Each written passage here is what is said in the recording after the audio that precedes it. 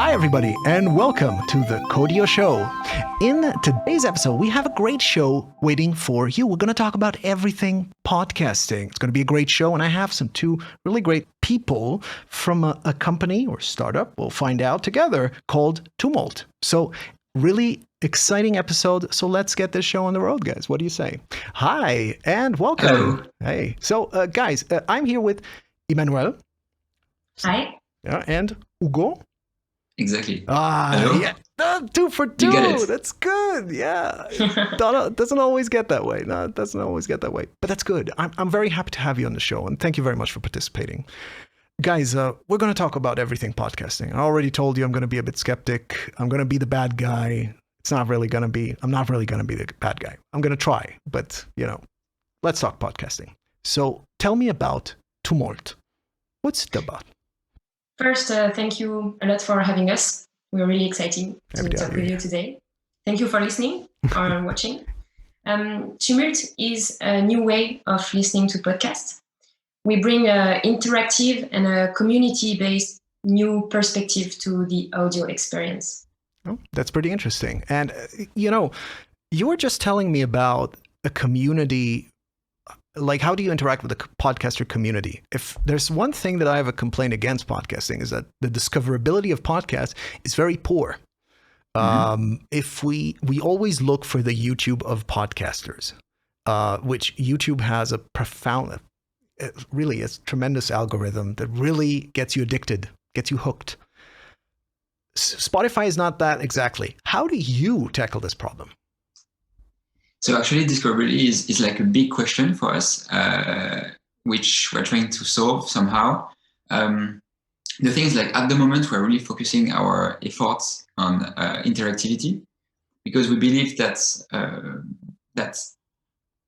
people can find new podcasting through their community and then engage with the podcasters, and that's for us a bad way to just discover new episodes. We also believe that maybe there's like a way to discover episodes through subjects instead of like podcasters directly. No, but that's interesting. You said something very interesting. Engagement. Mm-hmm. It's a very good word because everybody's struggling. These Zoom conversations that we're having, the world changed, the pandemic changed a bit, but still we're not that excited on having like e-conversations as sitting with each other in the same room. So how do you tackle engagement? What's your take on, what does it mean even? What does it mean for you to engage? So basically we spoke with a lot of podcasters in the past year, and most of them told us like, I don't know who's listening to me. So discoverability is a problem, and engaging your community when you have one is also a problem. We offer a place where people can interact while listening. And so basically you listen to a podcast, and at 11 minutes, 11 seconds, you have an idea, a question, something you want to share. You can just write it, and it will appear to other listeners and to the podcaster at this exact moment of the podcast. So you can actually engage because you engage about the content directly and really specifically about what you've been listening to. Yeah, that's kind of funny. I set myself to not agree with you, and I'm already agreeing with you. Like it's actually a good idea. It's actually a good idea. How did you think about it? Like, how'd you get to that? Actually, at the very beginning, we were actually having another company together before, and we wanted to change like the area. We're really in different area, and we're listening to podcasts to have like some ideas around. And after like hours of listening to podcasts, we were like, actually, that's the subject we like to work on. And we're like actually talking about some certain specific podcast together, but it was so difficult to share a moment, to engage. We feel like we were like alone together listening to podcasts. Yeah, definitely. Like, it's such an intimate content, but you're so alone in the same time, and it felt so frustrating. So that's where the idea came from. And also, something so that happens all the time when we listen to podcasts.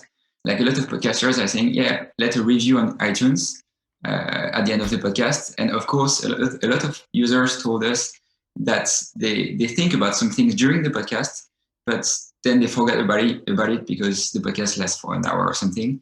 and then they don't know what to say anymore. So they just like go on iTunes and say, nice podcast, but doesn't have so much but value. That's it. That's where it ends. Yeah. No, that's so crazy. Like podcast is coming up now new for some years, and we don't have a place yet where we can interact while listening. This is existing with video. This is existing with TV. You just on Twitter while watching TV, you know? Like people are made to interact and to share what they feel when they listen to something. And yet we don't have it. It really came from a frustration from both of us. I was sending him some podcast episodes sometimes. Man, at 45 minutes, we have to talk about this. He was never listening to it, obviously. It's not true. You guys are, how old are you, if I may ask? How old are you? Yeah. I'm about to be 29. Okay, so that's pretty young. We're about 26. The same age. Yeah, you're young. Okay, so you're young. Yeah.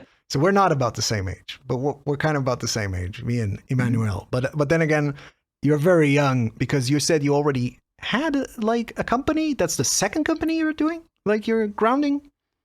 Yeah. Wow. We had actually a first experience. It was about socks, like solidarity socks. So Wow. completely different area. Yeah. Came from actually the studies we made together. Was like a small idea that happens during a class, and we were like, okay, let's try. And it was actually a perfect way to learn how to build something from the beginning, just by ourselves. It was like good first experience for us.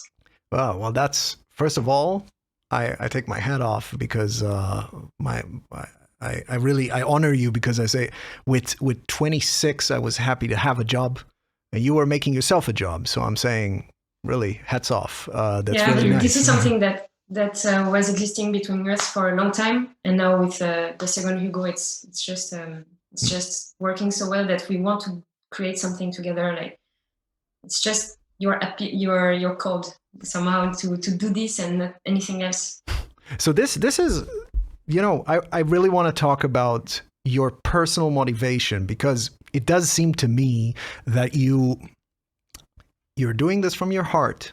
You know where the value is, and you're really excited about podcasting. Now, my question is, and we talked a bit about this before we started, is that isn't podcasting in some ways still a niche? Isn't it? Because I know it's a massive enterprise. It generates billions of dollars in revenue.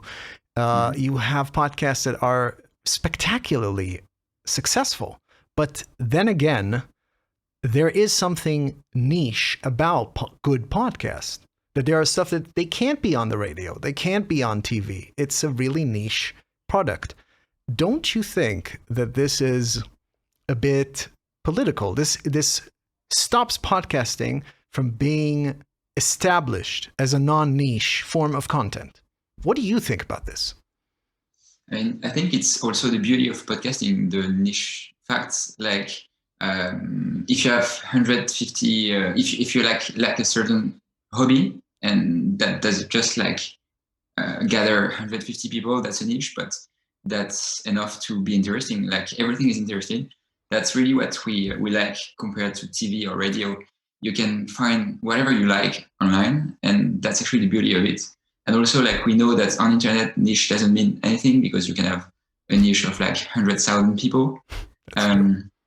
So yeah, I don't know what you think about it, but were you actually asking if the global market of podcasting is a niche, or if like there is niche? Actually, podcasts? both. Because I mean, like, if you talk numbers, it's both. Because at the end of the day, people are cultural. There's a cultural, social aspect of people, and there's the value, a business side. Sometimes they coincide, sometimes they're separate.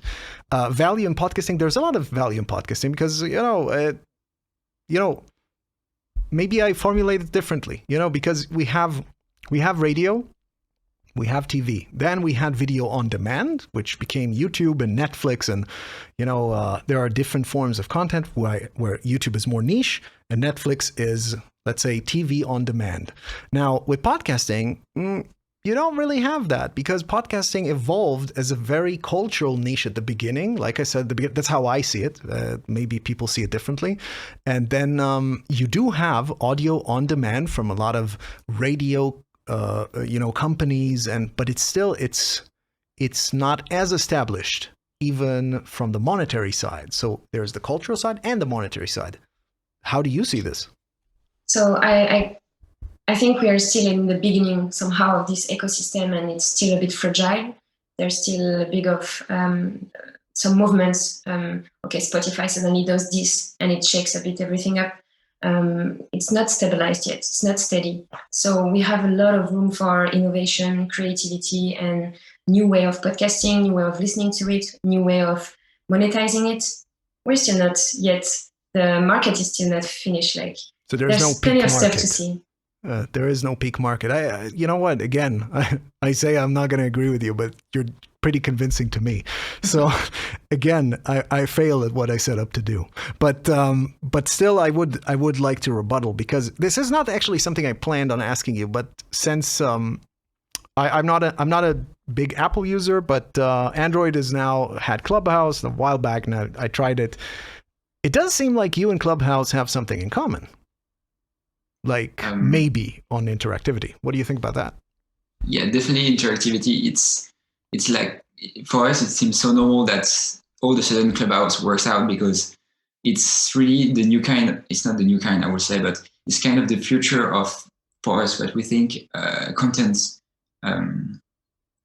As you said at the beginning, where like we had few actors who were established, like TV, radio, and then we had on demand. And then the new layer is like to bring more experience to content consumption. You know, now we're so used to do any other task in the same time of consuming. You watch something on Netflix, you do something else. You're on YouTube, you're doing something else. And that's true. That's true. It's like not enough for people, I think, now to just listen to something, just watch something. So that's why like some actors are trying now to bring another layer to this experience. Clubhouse is doing it in a kind of like focused somehow on the professional way. And wasn't it more a gimmick though? Wasn't it more a gimmick, Clubhouse? Because I don't think it does service to the audio industry in general. It was a gimmick. You can't bring yourself in. It's like people want to have what they can't have. So that's why I like Clubhouse. But is it more about the audio? I don't know. I mean, like. I again, you're not exactly the same thing, so I know I'm just wanting to get your take on it. So Clubhouse is not podcasting. It's not podcasting. It's maybe a disruption of live, but this does bring me to a different question to you, and that's more about about the podcast industry in general. We talked about visibility, and you have the fact that audio is coming back.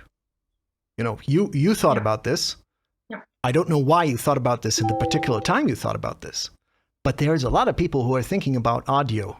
Smart speakers, have Clubhouse, that's more of a live kind of engagement. You have the podcast video, podcasting on demand. You have visual podcasting, Spotify. Why now? Why do you think it's happening now? I have two ideas to answer to your questions. To your question first, I think that we are really tired of being overstimulated everywhere. So video, when it's not useful, why then? Yeah, that's a good answer. Maybe I prefer to watch a tree, when I'm listening to something, and also with audio you can have more intimacy. Like it's such a different perspective. You feel super super close to the person you're listening to. When you're watching something, you're distracted all the time by what's going on. That's true. I also believe that we are more and more multitasking, and audio allows it way better than video. Do you think it's also, sorry to cut you there, do you think it's also a social, in that sense that I said that in the last show, that we're kind of we're kind of the same age here in this group, because we're younger, it's not about not liking to work, but it's more about, like you said, multitasking. But my mom wouldn't multitask. For example, if she's doing the dishes, she wouldn't hear a podcast. Is it our age? Is it our new generation maybe that values more content all the time? It's this oversaturation in maybe. Do you think that maybe? I don't know. It's a good question. Probably, definitely. I feel like so, because when I compare, okay, it's probably like personal, but when I compare my life before, when I was living with my parents, like we had the dinner time, then the like prime time TV time, and it was just like really segmented. Every time was perfectly split. Now I live with some people that are my age, and they always consume some content. When we talk, they are like on of course social medias and stuff. When they're taking a shower, cooking, they're listening to podcasts. When they're going to bed, they are on Netflix or YouTube. It's like such a moment that now we always need to be distracted by something, and really like the attention is going so low now The attention that span is low. we need to be stimulated. So it's probably a generation thing. Always more. Yeah, but you can also say that digital life has made us maybe lonely. That audio is maybe the only way to connect with people on an intimate level because, well, also the pandemic. Maybe the pandemic had a role in that. Do you think that too? How did the pandemic affect you? We actually saw it as a good timing. The thing is, like, we were starting to build the product at this time. Okay, I'm saying that in the wrong way. No. Don't worry. Obviously, it was no full time, obviously, for everyone, including. But what you're saying is right. It's a need. A need arose from people to connect in a non-overly stimulated way. Like you can't sit on the couch and watch Netflix all day long. Of course you can, but you're not going to be good for you on the long run. But you want to get the same experience in a more valuable way. That's podcasting. Is that what you're saying? Just like to edit to like mix what I said. All good. I would say that. Yeah. The thing is, like, what we feel is like contents, entertaining contents on YouTube and stuff doesn't always make you feel good afterwards. You feel like overwhelmed by content, not always interesting one. But also, we felt so good after listening to some podcasts because you learn about yourself, you learn about job-wise, about what other people think. You take time to listen to things, and it's really relaxing. So when I say it was a good timing, in a way that we believe that podcast was probably helpful for a lot of people during this pandemic time, and probably make a lot of people happy. That's why there is like such a growth during this time for podcasting. Yeah, definitely. There's so many podcasts that were launched while lockdown. So many people were like, okay, I could like to do a podcast, but I don't dare to start. And then suddenly they found the motivation, and that brings something to people. Like starting a podcast is having a project that is really coming from the heart, and you bring something to people that like the same things like you. And it's like Hugo said before, like we really, really believe that the thing that you can make a podcast about something really specific that only 100 people like around the globe, still it's worth it, and it has values, as much value as a podcast which is super mainstream. And that's what we love about this. It's such a passionate media, actually. I must say, I planned of being so, kind of like not the bad guy in this, like in every show. And then you guys are being so convinced. I really want to try Tumult. I must say you're getting to me, which actually is very interesting on another part, because I saw Tumult is French. I mean, don't get me wrong. I work with French people. Coodio is a partner. I actually am stationed in Germany, but still, I'm noticing, are you focused primarily on the French market? So, just to check what you're saying, because you're saying around the world, but are you international in what you're doing, or is it you're starting in France? So maybe we can answer to this question, but just to be more precise about the app. So we have a library of podcasters. Every podcaster has to apply to be on Tumult. Like we don't gather all the RSS feed automatically like a lot of platforms. So it's like something that podcasters has to do. And every episode has a chat room on Tumult, and everyone can interact in this chat room. So please try the app to see how it works exactly. Oh, definitely. So every episode has its own chat room. And to answer about this French language, we started with French library because we thought it was just going to be easy to just understand what are the needs. What we do at the moment is really like to gather feedback from users and podcasters. And at the moment, we're focused on the French market, but we're planning on changing that pretty soon and to open it in different markets. The fact that we just have to translate the app and the way our app is built, make it ready to switch from language like as fast as we can. So hopefully soon we're going to be able to have German, English, Portuguese, or whatever podcast. I'll be one of your first customers, I can tell you that, because I already Pleasure. checked your website, and Google helped me a bit with the translation, even though je parle un peu français. Yeah, don't get me wrong. On peut. Yeah, but yeah, it is, internationality is a thing right now, right? Mm-hmm. It's a thing because you want to play on the international market. You have a really engaging product, chat possibility. You can talk about with other people about what you're hearing. So it's a great thing. But then you have, language. You start in the French market. I'm assuming you did that because you're from France. You know the market a little bit better. Mm-hmm. And so it's just a translation to get it onto the international level, but you probably have already international podcasters, right? At the moment, we just have a French library, but as I said, it's pretty easy. Like we have to translate the app. It's super fast to do for us. No, and we just we have like a back office that makes us possible to open a language. And as soon as we have a certain amount of podcasts in English, let's say, we just allow the app for just to be like in English speaking countries. So it's pretty easy to do for us. We just want to take time to be sure that we have the right product at the right moment. And yeah, it's gonna happen pretty soon, hopefully. Yeah. I'm pretty excited. You convinced me. I'm convinced of the value. It does seem to me very valuable to me, and I'm pretty intrigued to also try it now, because maybe another question in that sense. You don't really have that much of a competition in that sense.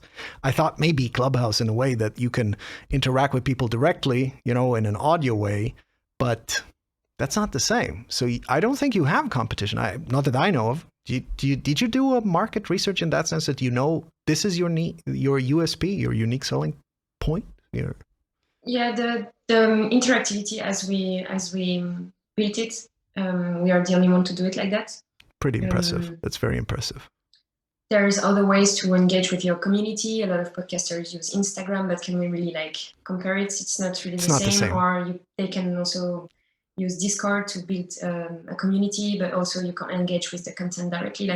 What we created is quite unique, actually, with the audio and with the podcast. We have a lot of ideas to make it evolve. We have so many stuff we want to add in an interactive way, or to manage your community as a podcaster. We're super excited. Hey, this is the beginning, and we're I'm infected. We're really excited. I'm getting excited too. Look at that! And you ruined my plans. I wanted to be the bad guy this time. I couldn't do it. But we did. Please continue. Yeah. Sorry, I wish actually the second Hugo would be there, because so he's managing all the technical part of Tumult, and we have so much ideas. And every time we have an idea, it's super exciting, but he sees all the technical difficult aspects, and he's split between okay, let's do it, but when do we have time? It's such exciting thing to have. There's always more you want to do than the time you have. That's life. I can tell you that. I have the same thing. Even though you guys have done pretty well with the time. Yeah, exactly. And and you guys have already done pretty well for the time you have. So I'm saying, really, that's 1A, as you say in Germany. That's really, really impressive. I do have to say, we are in Coodio, and you guys have done pretty well for yourself. How many people do you already have consuming this platform? I mean, active users on your platform. Do you have numbers, or just how's your growth? How does it look at the moment? So actually, we are not tracking much at the moment, because it's something technical that we have to implement, and Hugo is on it too. We are also tracking in the Europe, amounts. data privacy. It's a big thing. So we want to be as transparent as we can. At the moment, we're actually we are tracking the amounts, the number of podcasters we have. So we call them the ambassadors at the moment, because we spend so much time on the phone or on Zoom or whatever with them. You have direct contact to them. You're personally connected to them. That's amazing. Definitely. That's really good. That's great. So we have about like 400 of them at the moment. Wow. Okay, so that's French ones. That's quite a lot. So we hope actually to start engaging with like different countries. As soon as we can now. So to tell a bit where we are in our development, as the 8th of June, we are still in beta. So now to download the iOS version, you have to go through TestFlight, which is the beta test app store of iOS and everything. But we're gonna start our growth about this week or the next one. We're gonna start to promote Tumult. Actually, we didn't do it yet. We were more building a community of first users that could give really constructive feedbacks. And as Hugo said, we spend a lot of time with podcasters on the phone. The month of May, we spent it on the phone with people who tried the app to get really, really deep feedback. Yeah, hey, that sounds great. Yeah, I'm always tempted to be your first customer in Germany when I'm saying like, hey guys, I want to use that. I can interact with my listeners. You know, why not? That sounds great. Yeah, exactly. You guys. Now so just to be clear about the app, it's going to be available on the App Store, and it is already available, but in the beta mode. So it's going to be like fully available by the end of the week, probably for everyone. So we'll make sure to leave a link, of course. You know, because I mean, that's what Coodio is all about. Which is my next question. One of the last ones. Coodio, you're a part of Coodio. Now, I understand 400 people is great. You guys are starting. How long have you been doing this? You know, when did you start with Tumult? About a year ago. Yeah, a year ago. So 400 for a year, that's great. That's great. And I know the potential sounds great. There's a lot of way to go. So is that the reason you're a part of Coodio? Is that for reach? But maybe there is value in, you know, getting to know the industry? What do you think about that? Yeah, basically, so in this whole pandemic situation, we are really realizing that we miss meeting people and meeting people, talking with people, and being challenged with people that are the bad guys in the podcast, or at least try. This is how we get the things further. This is how the ideas come up. This is how we can actually like be sure of what we're doing and everything. So Coodio is a cluster of people in audio, so of course they know better what we do than if we meet someone working for something completely different. So the value is there. The value is that being surrounded by people that understand what we do and can challenge us, or we can just have discussion about this environment is helping, obviously. Well, that does sound great. Are you stationed in Montpellier? We are in Paris area. Wow, Parisien. Ah, sure. That's really nice. Yeah, I guess you guys are the first that I interviewed that are from Paris. My fiance used to live in Paris, so I got to know Paris intimately. There were some nice parts, there's some not so nice parts, but they're all Paris, so that's great. Definitely, it's Paris. It's Paris. Yeah. You can't confuse. Yeah, that's Paris. Yeah. So it's pretty interesting, I must say, and hopefully, of course, when this pandemic's finally over, you know, knock on wood, you know, we'll see each other, you know, in person in Montpellier, I guess. That's what I'm saying. Like, probably not in Paris, because I guess Coodio is working on being in Montpellier, which I understand is also for audio, it's a big hub. But then again, it's a digital world. We can be anywhere. And that's the beauty of what you're doing. Last question. Please continue. It's super nice to see you. Like, also, just to add information, like, we are really passionate people and we want to meet passionate people. The company we did before was in such different area that every time we have someone on the phone on Zoom that is passionate about podcasting, it's such a heartwarming feeling for us. So we're so glad to work in that. That's exactly why we are contacting you today, to do that, because we want to meet other people. If someone listens to the podcast, to this podcast, and wants to reach out to us, feel free. Grow a community together. Definitely. Yeah, that's our goal. Yeah. You guys, you have to talk to these guys because I tell you what, they can convince me that quick. So yeah, they have something good. They have something good there. Even though I'm pretty convincible, I'll tell you that. If you talk already about audio, I love podcasting. I love these subjects. So it's really talking to the convinced. But I'm sure that there's a lot of people there, a lot of people out there, because they're seeing audio and you see where it's going.